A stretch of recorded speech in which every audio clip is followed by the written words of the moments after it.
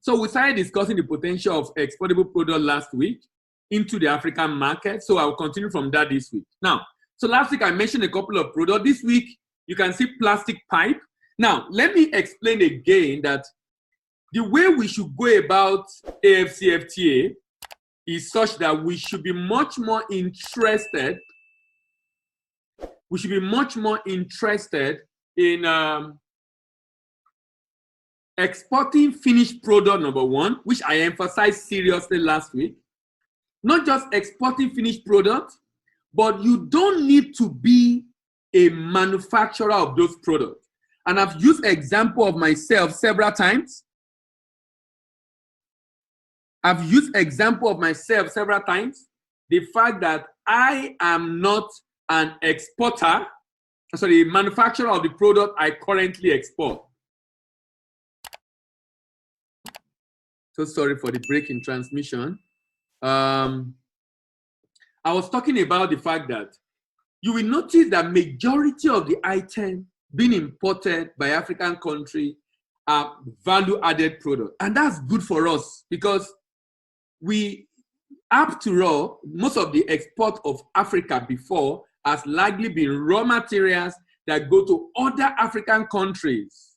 Raw materials that go to other African countries. But this time around, we're having value-added finished products that will be shipped within Africa. And I am saying that that should be our interest, that we should be more interested in doing shipment within Africa. And under AFCFTA, what we will be able to ship within Africa is finished product. All these products I'm listing, we are going to go through them one by one in this series. And we're going to be looking at who are those buying them, which country also export them. So we'll be able to know the export market and we'll be able to know the competitors. We'll be able to know the export market and be able to know the competitor. But my interest, my objective really is to get everyone interested in different products that is of interest to them, that they don't need to be the one to produce those products. And I'm emphasizing this so seriously. We have a lot of manufacturers in Nigeria that need funds. That if you can decide you want to do business with them, all you need to do is to be their distributor on the African continent. Or you do contract production, contract manufacturing, and they can manufacture this item for you in your brand. They can manufacture this item for you in your brand. And then you can export them on the African continent. So today we are looking at plastic pipe. Look at plastic pipe, $1.29 billion. And there are producers of that product in Nigeria and in other African countries. Seat, like car seat, $1.19 billion. Tea, I didn't know Africa drink tea like this. $1.19 billion. I'm saying officially, Africa imports this item, this quantum of item were imported by various countries in Africa in 2018. In 2018, toilet paper, 1.14 billion. Processed fish, 1.11 billion.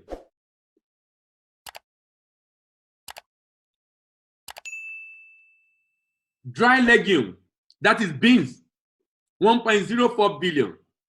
Beauty product, like shea cream. Can you imagine? Africa is importing over $1 billion of beauty products. Now, let me put that in perspective for you.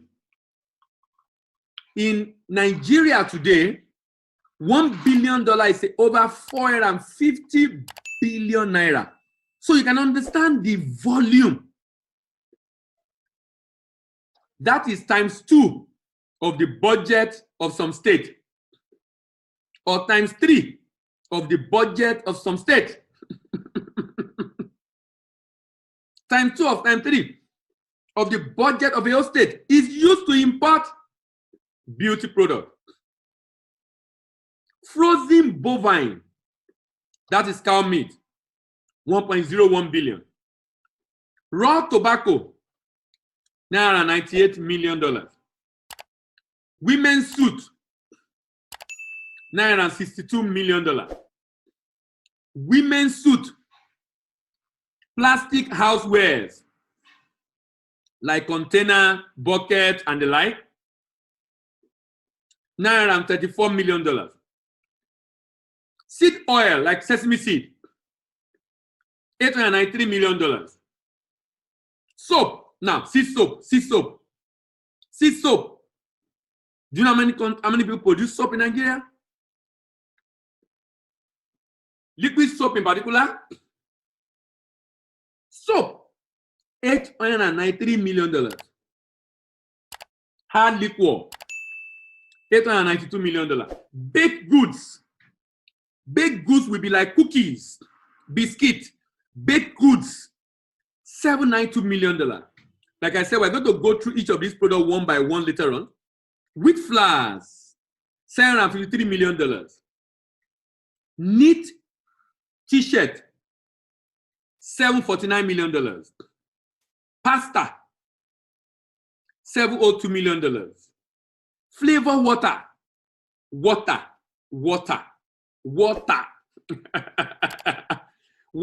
You know,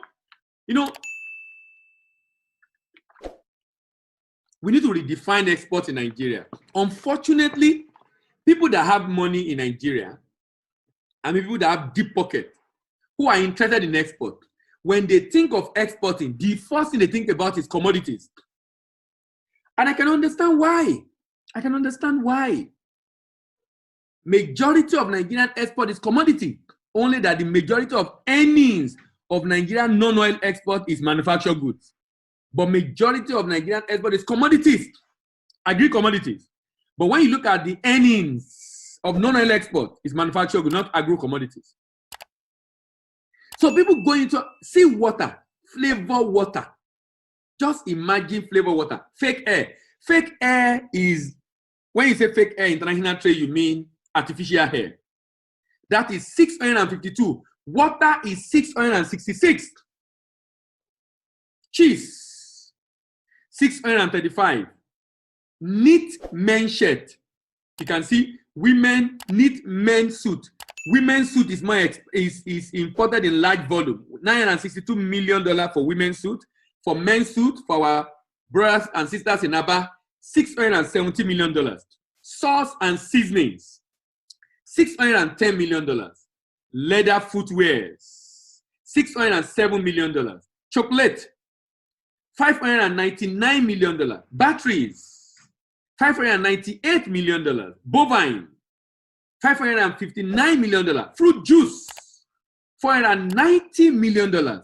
Unpacked medicine, that's bulk import of drugs, $480 million. And butter, $53 million.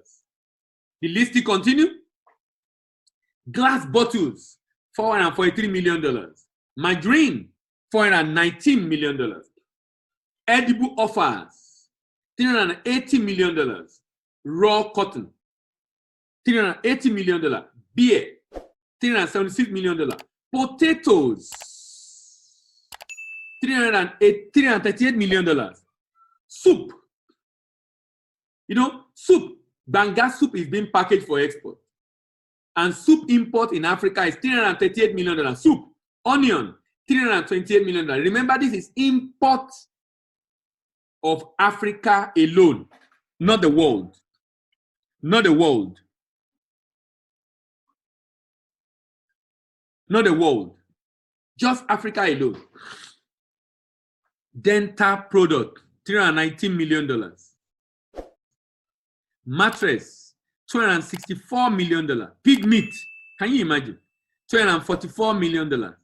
Fillet, non-fillet fish, fish with bones, $244 million. Ceramic brick, and we have clay soil in Nigeria to produce ceramic brick. $198 million. Salt, $179 million. Sheep and goat, $169 million. Egg, $161 million. Coconut oil, $143 million. Sorghum, $125 million. Granite, $170 million. Fermented milk, $961 million. Frozen vegetables, $83.9 million. Sheep and goat meat, $78.2 million. Armored vehicles, $53.4 million. Water. This is not flavor water, ordinary water. You can see that the demand for flavor water is huge. Look at the demand for flavor water again. $662 million. But ordinary water is 52. So like times 12. Like times 12. The size of ordinary water is flavored water being imported into Africa. Shape wood, $45.8 million. Dry vegetable, $40.1 million. Carbon dioxide, $70.2 million. Meat, $9.8 million. And watermelon, $6.4 million. All that I've read through for you between last week and this week are imported product in Africa. Product that African currently import from different parts of the world and of course from other parts of Africa. From different parts of the world and of course from other parts of Africa. What is this telling us invariably? This is giving us, remember we are exploring exportable products and we're going to look at the market of those products. So, but the idea behind this initiative is to prepare our mind towards the humongous and enormous potential awaiting the African countries under the AfCFTA in some weeks or months to come. But you know what I discovered? He who is failed to plan is planning to fail. So if there is no deliberate effort in planning for me to say, okay, these are the products that can be exported. So where is the market? Those are the questions we should be asking ourselves. Where is the market? Where is the market? So we can begin to answer those very important and cogent questions. And then what is the price of that product in that market? Let me give you an example. I posted something recently. I think yesterday or day before yesterday, I posted a message. I got an order from Côte d'Ivoire for a supplier of hairnet, the hairnet used in health sector, the disposable hairnet. And they wanted to buy 700,000 pieces of disposable hairnet.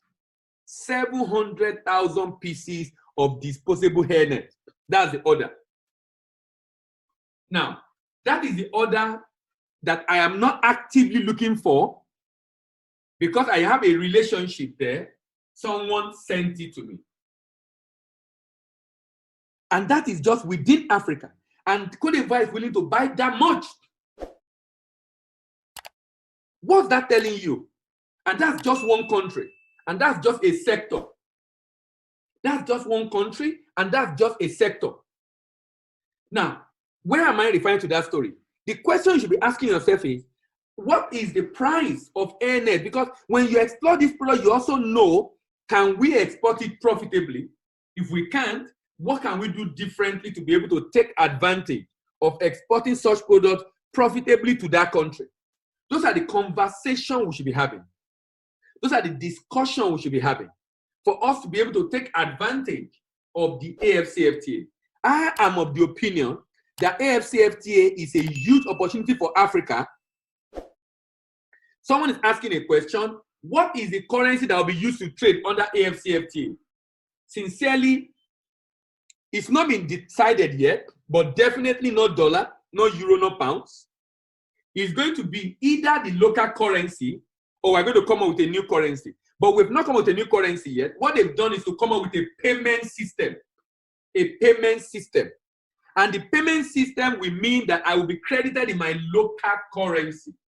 So that means me and a buyer abroad, we agree in dollar terms. When he's agreed that dollar terms, he will have converted it to his own local currency. and have an idea of what it will cost him in the local currency, I will agree a dollar terms, but I will have converted it to my local currency, and I will have seen a price that is okay for me in my local currency. So when the payment is to be effected, that guy that shipped to in Cote d'Ivoire is going to make that local currency available to his own central bank. His own central bank is going to credit Nigerian central bank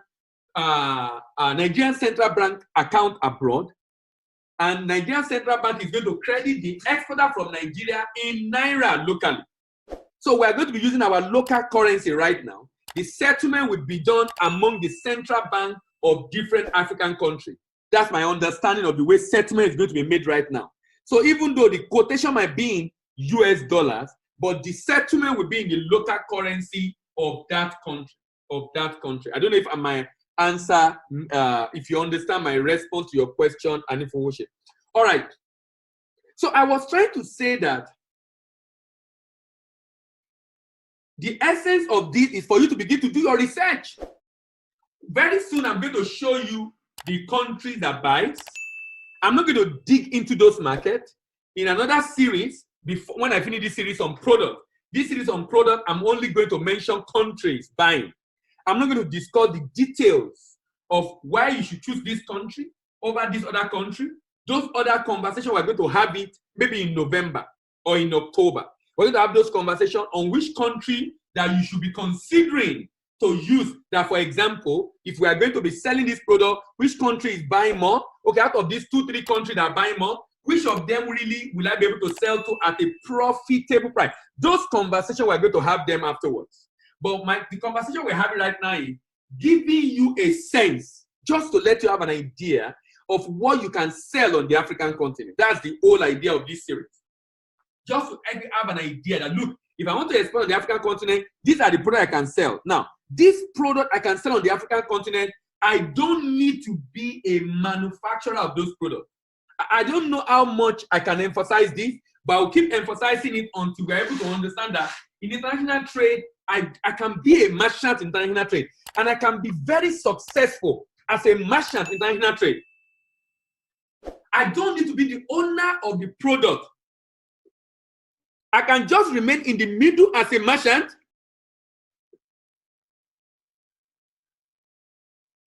and I'm successfully helping a manufacturer to distribute his product in the export market.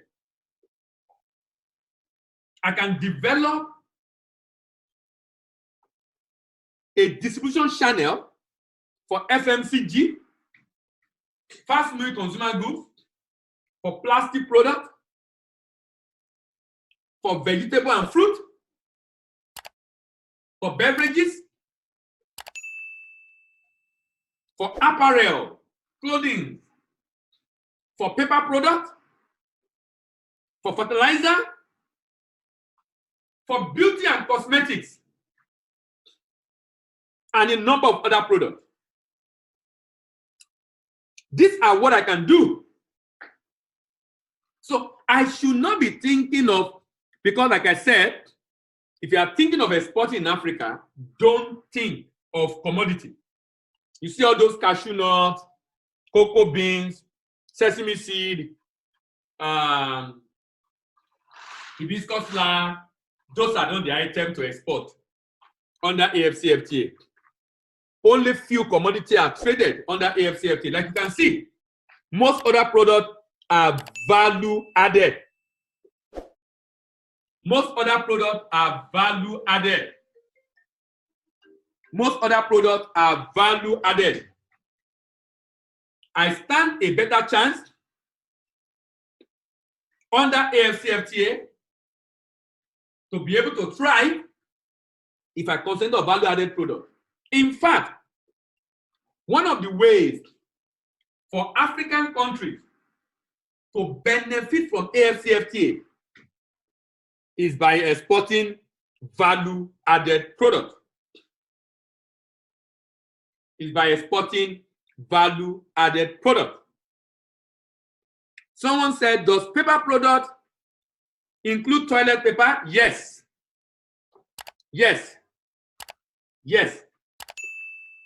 Fruit Look at you can see the untapped potential. The light green is untapped potential of fruits, of beverages, of cereals, of vegetables, of metals, of oil and fat, of apparel, of metals, of paper products,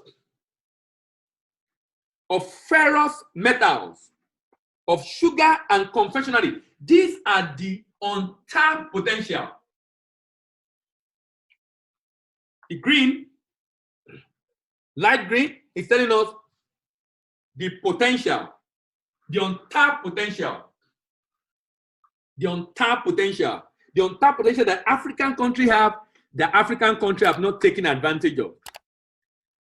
Fertilizer, plastic and rubber, fish and shellfish, even the actual export is still nothing compared to what we can do. Plastic, rubber, fish and shellfish, chemicals, beauty and cosmetic products, motor vehicles and parts, and other food and machineries, all these are exportable products. Let's look at West Africa. Which of the numbers are you talking about? The numbers below are in millions of dollars. If it's the number you're talking about, that's in millions of dollars. In millions of dollars.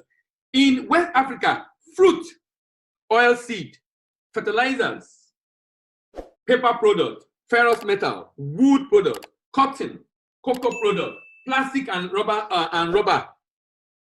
Look at fish. Look at fish. Look at beauty and cosmetics and the potential they wield on the African continent. The potential they wield on the African continent.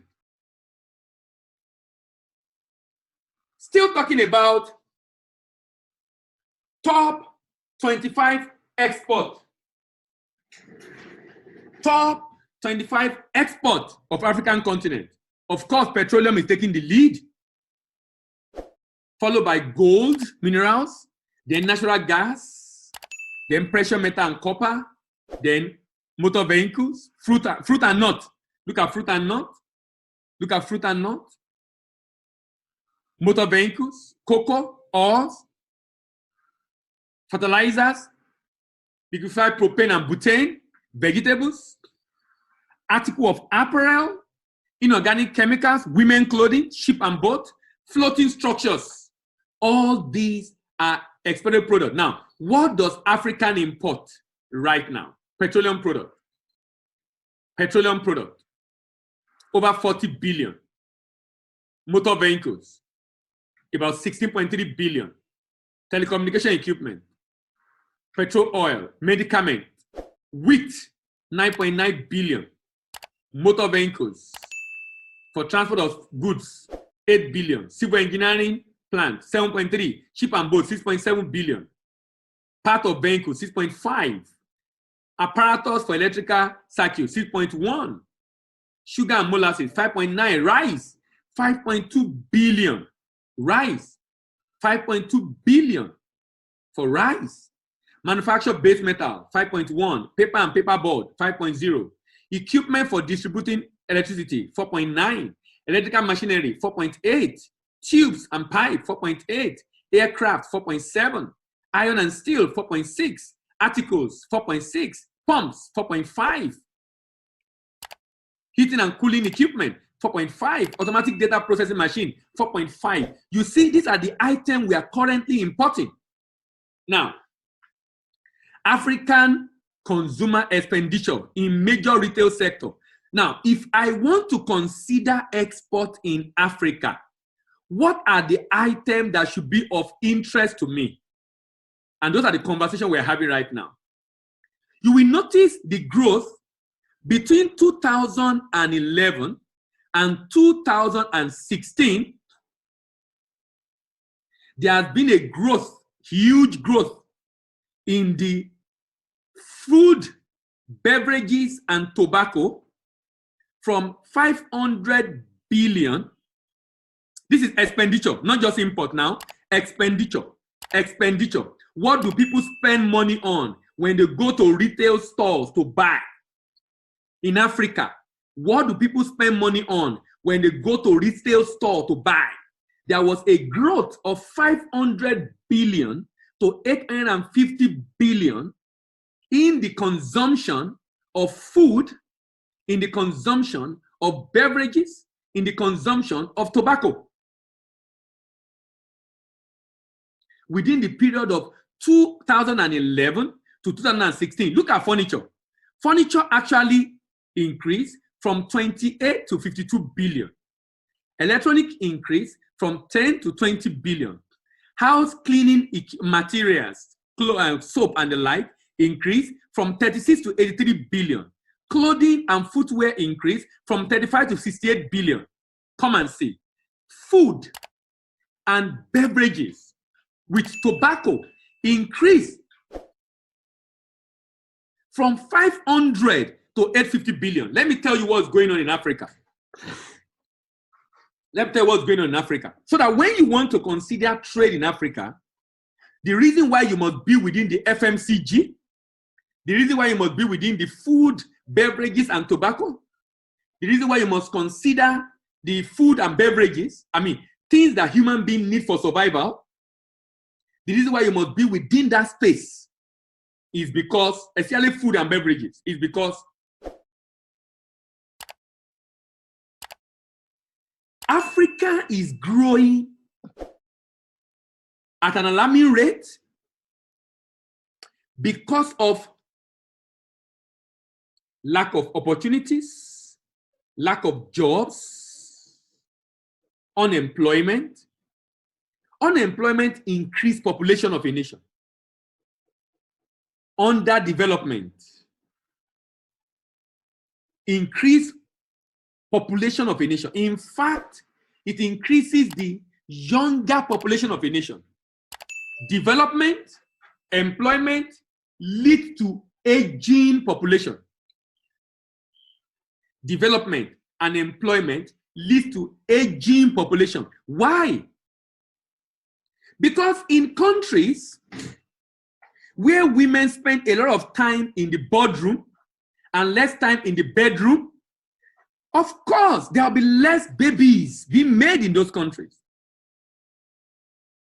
But in countries where the people are unemployed, making women to spend more time in bedroom and less time in boardroom, you know what happened? There is population explosion.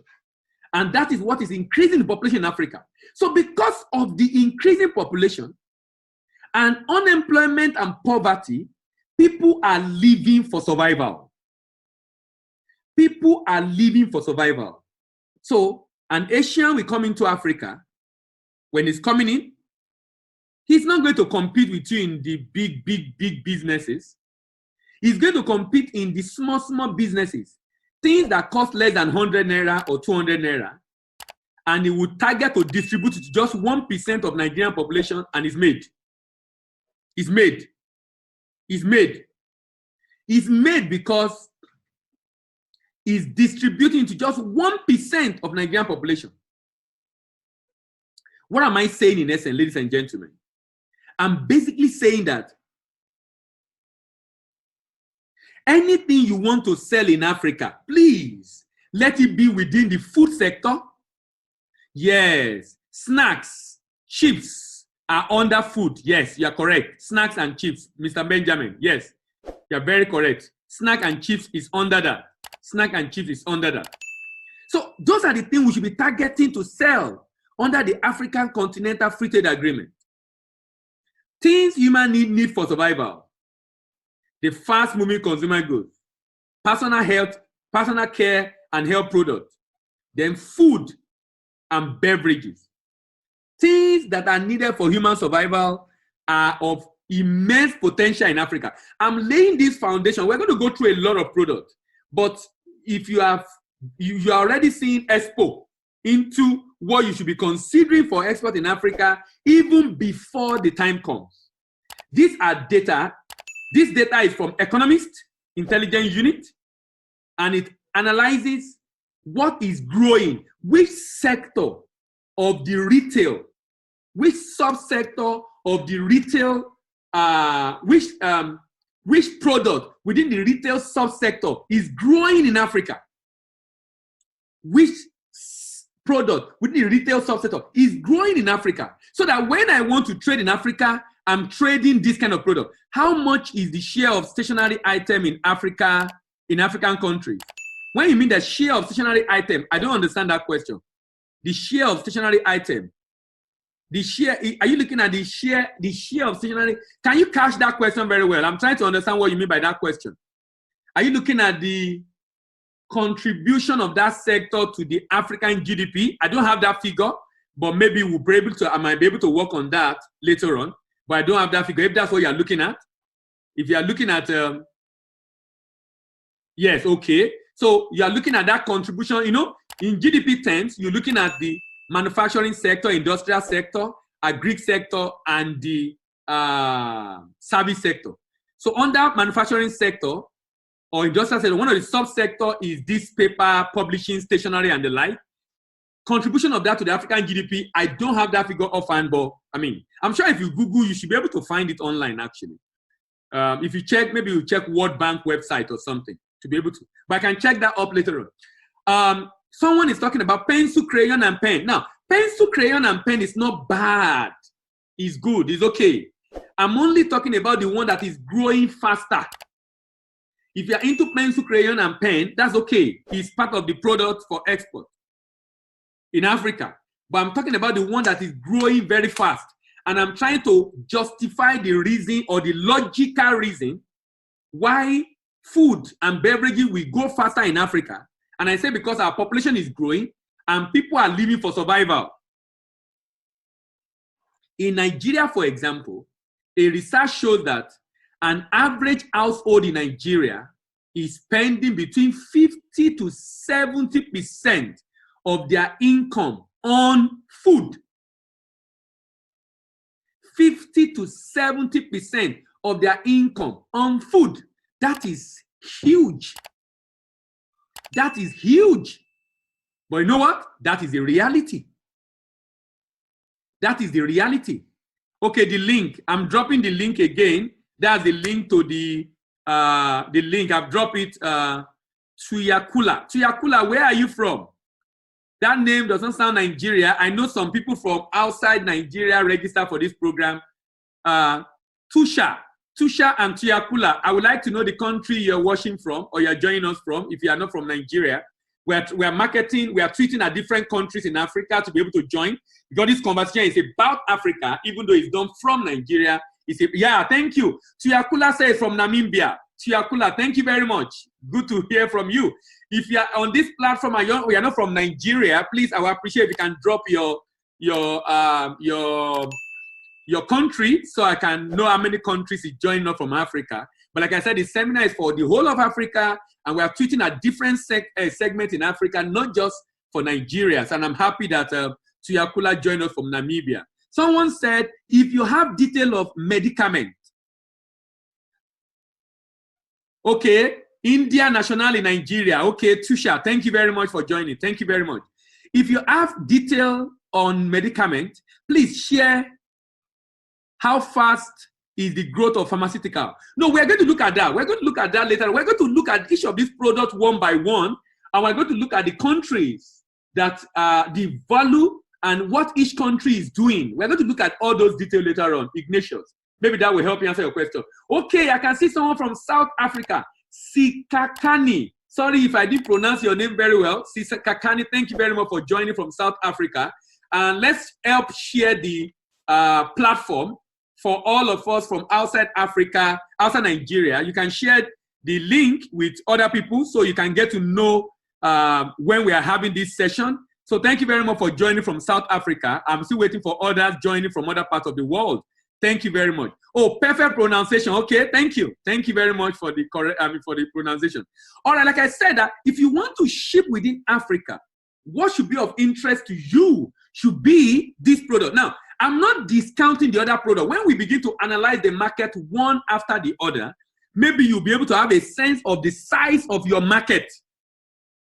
You'll be able to have a sense of the size of your market, and you'll be able to know who are my competitors. which country am I competing with? And then I can also check what is the competitiveness index of that country. Someone is asking a question. What is the place of finished pharmaceutical product in export to Africa? Because you only mention unpacked medicament. Okay, no. Finished pharmaceutical product also is important, please. It's important. I can get that for you. Thank you very much, Abiodun. Thank you very much. That is packaged medicament. I think I have a data on packaged medicament. That's finished pharmaceutical. Abiodun, I have a data on that. We're going to see that in the course of this conversation, maybe sometimes next week or upper week, whenever we get there. All right, let's move on. Now, look at the top 10 African exporter of fuel. These are the top 10 African exporter of fuel. And this is the challenge of Africa, actually. The challenge of Africa. African export a lot of fuel. Nigeria is one of the largest in Africa, but is contributing a very small amount of the GDP, but a very large amount of export. Look at Nigeria. Over 90% of export is oil, contributing about 10% of the GDP. Algeria, over 95% of export is oil, contributing 20% of the GDP. Angola, 97% of Angola export is oil, contributing 29% of the GDP. Libya, 88% of Libya export is oil, contributing 62% of the GDP. South Africa, 10% of South Africa export is oil, contributing just 2.7% of the GDP. 22.3% of Egyptian export is oil, contributing 2.5% of the GDP. Equatorial Guinea, 86% of Equatorial Guinea export is oil, contributing 38% of the GDP. Congo, 61% is oil, contributing 35%. Then we have, after Congo, we have Gabon, 55.4% is oil, contributing 20% of the GDP. And Ghana, 23% is oil, contributing 4.20% of the GDP.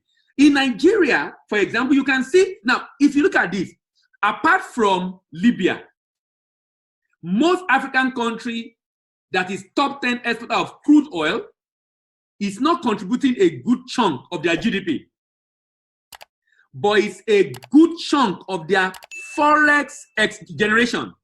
The only country here that is a little bit better, three countries that are under 50% of oil in terms of non-oil export that are reasonably diversified: South Africa, Egypt, and Ghana. All other countries are lopsided, very, very lopsided in the focus and direction of the item of export. But you know what? AFCFTA is positioned to correct that. Someone is asking a question. Has AFCFTA developed standard quality assurance measure for food import? Now, Sikakani, there is the concept of sanitary and phytosanitary measures. Sanitary and phytosanitary measures. I'm hoping I will talk about that sometimes next year. But there is the concept of sanitary and phytosanitary measures under the AFCFTA that is intended to develop a quality assurance or standard for agri product. For manufactured goods, that might be varying from country to country, depending on the standard set in that country. And those are the things we need to learn about ourselves. So that's why I recommend, if you're going to ship into any country, you send sample to them for them to check, compare it with what is expected, so that if there's a need for any change, if there's a need for any modification, it can be sorted out. Let me talk to Sikakani, for example. Sikakani, if you want to export to Nigeria and you're exporting electronic products, there is something in Nigeria called SON, Standard Organization of Nigeria. That product will need to be tested by SON agent in South Africa.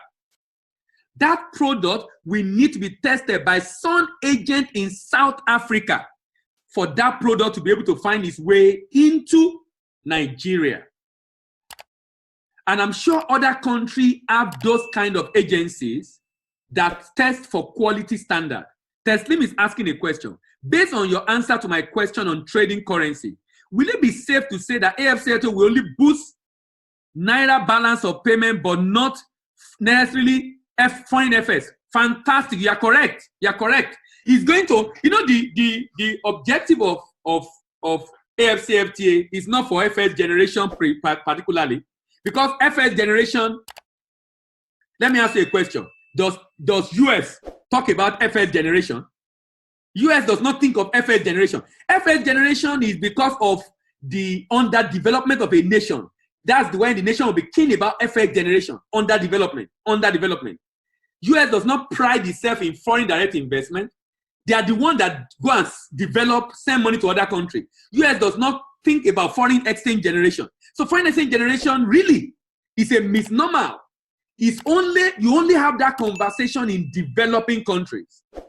In developed countries, that's not a conversation they have, because they are producing a lot locally, so they do less of importation.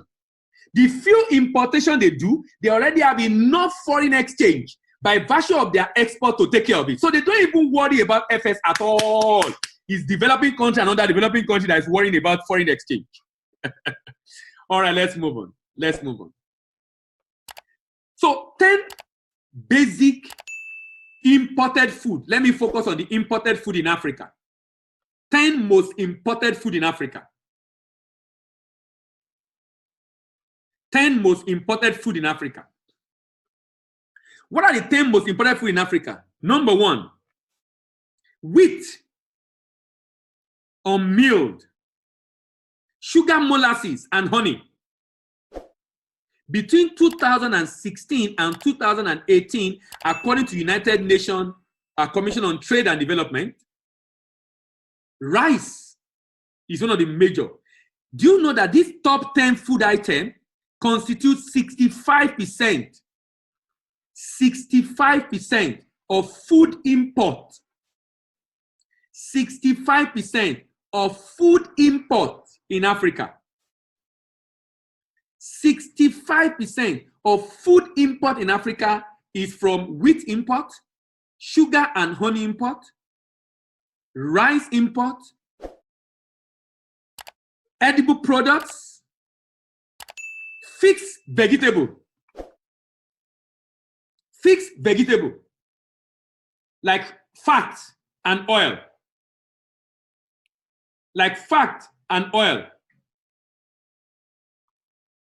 maize on meal,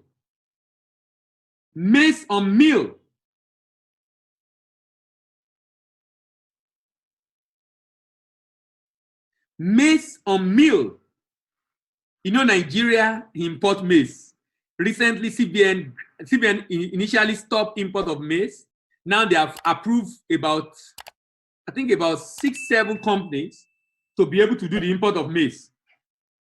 And CBN has indirectly created a monopoly for maize import. Indirectly created a monopoly for maize import.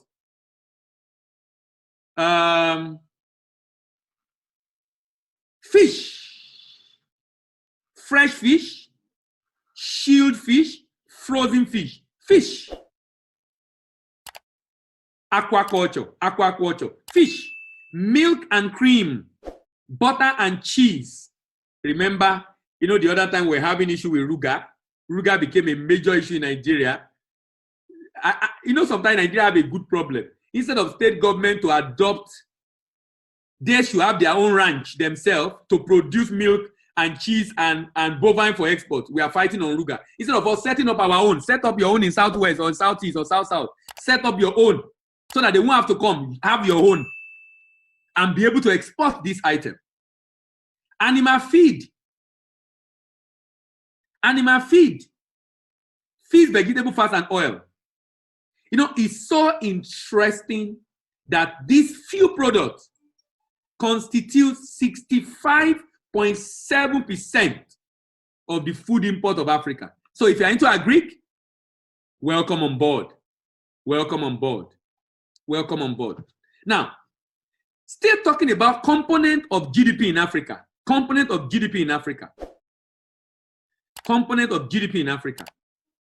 There's something on this chart I want you to look at very well. This chart has import-export component of GDP. This chart has private and government investment. But this chart has private and government consumption. Import, export. Government investment, green, light green, is the private investment. But look at private consumption. Do you notice something?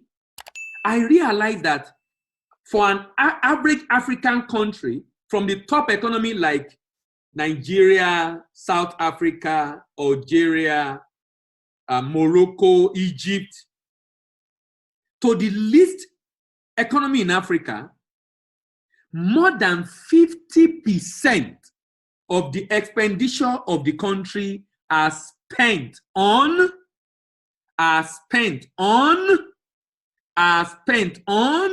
private consumption, household consumption. What does this tell you? Household consumption is laying credence to what I showed you earlier about what we sell in Africa. About what we sell in Africa. Private consumption, household consumption constitute a good chunk of the consumption component of the GDP of African continent. And can you see, right from 2009, 2016, it keeps growing. It will keep growing. You know why? Population explosion. Population explosion. And you will notice also that the GDP of African country have a lot of services in it. Services in it. Services, can you see? Services, then manufacture, and then agri. And this is also showing here again. Agri, you notice agri. This is comparing the this Africa sectoral employment in Africa. Look at this. Service sector is a major part of our GDP. But agri, which is a smaller part of our GDP, contributes the job. And then services also contribute the job. And if you compare, agri contribute more job in Africa than another part of the world. If we begin to export a lot of processed agricultural food within Africa, we're going to be able to create a lot of jobs. This is giving an idea of what should be the focus of Africa to be able to create jobs. Agri is the focus of Africa. If we're going to be able to create jobs in Africa. If you're going to be able to create jobs in Africa under AFCFTA agri. Is it possible to get it recorded? Yes, Chinyere. The reason why I dropped this link is click on that link, Chinyere. Click on that link. The link will help you to join the Telegram channel. If you join the Telegram channel, the entire video is dropped on the Telegram channel every week. The entire video is a 1 hour video. We have spent about 50 minutes now. It's about 1 hour video every week, and you can get the entire channel. Someone said, want to see the previous slide. Okay, what do you want to see in the previous slide? I'm just saying in the previous slide that agri is contributing more job in Africa. That means one of the things that we must take seriously under AFCFTA, because one of the objectives of AFCFTA is to create jobs. One of the objectives of AFCFTA is to create jobs. If we are going to be able to create jobs under AFCFTA, then we must do a lot of agro-process, not raw materials, not raw commodity, agro-based export, agro-based export, agro-based export. Because agri is creating a lot of jobs for us. One before this, are you talking about this one? Are you talking about this one or this one? Okay, so I'm moving on because of time, please. Okay, so composition of Africa and the rest of the world. This is talking about composition of intra-African trade. See intra-African trade, intra-African trade, intra-African trade, manufactured goods. Manufactured goods, food, and then minerals. Composition of Africa export to the rest of the world. Minerals, raw materials, is our major export to the rest of the world. It's our major export. Agro-based export of value added to our agricultural product to improve export. Yes. Olamilekan. Okay. Before I round off today, export composition of Africa. Look at Africa. Unprocessed, semi-processed, and fully processed. Can you see that we are not adding value? That's why we are not making a lot of money and also creating a lot of jobs in our export. If we are going to make a lot of money, create wealth in Africa, you know, I believe strongly that the Sustainable Development Goal of UN, Goal 1, Goal 2, and I think Goal is it 10 now? The SDG goal. I believe strongly that trade is going to be a viable tool. Trade is going to be a viable tool for us to be able to achieve the SDG. Trade is going to be a very, very, very viable tool for Africa to be able to achieve SDG. So one of the reasons why we're actually doing this, yes, Goal 10, Goal 1, 2, and 10. Our goal in this free seminar we are doing is to contribute our own quota to zero hunger, no poverty, and reduce inequality. Goal 1, Goal 2, and Goal 10. Goal 1, Goal 2, and Goal 10 are significant, can be significantly impacted by export, by trade, significantly. It can reduce hunger because it will first of all reduce inequality and then reduce poverty and then reduce hunger because of the job creation. But if we concentrate on this unprocessed, we will not achieve anything under AFCFTA. And I'm happy that a majority of Africa buys value-added products. So those are our commodity, cocoa, cashew, coffee, sesame seed, and the like. It's not going to work unless we want to export it in Africa for continental value chain. The continent, that means I'm exporting cocoa to Cote d'Ivoire, for Cote d'Ivoire to produce beverages for other African countries. Fantastic. But to export just cocoa is not going to work if we are not adding value to it. If we are not adding value to it. The value of total merchandise of export of Africa compared to the rest of the developing region of the world. Developing region of the world. I want you to see something on this chart. Look at the, okay, no, this, okay. Look at this chart. Asia is talking about total export of Asia. Can you see Asia's export? 7 trillion. See the African export, less than 1 trillion. Less than 1 trillion. You and I know that China, India are the one driving this export in Asia. Percentage of share of merchandise export of Africa compared to other developing Asia and Americas. Again, here we have the value, here we have the percentage of the share of merchandise. Again, Africa is even reducing in merchandise goods. It's reducing. So this is to tell us what AFCFTA will come to do. What AFCFTA will come to do. So this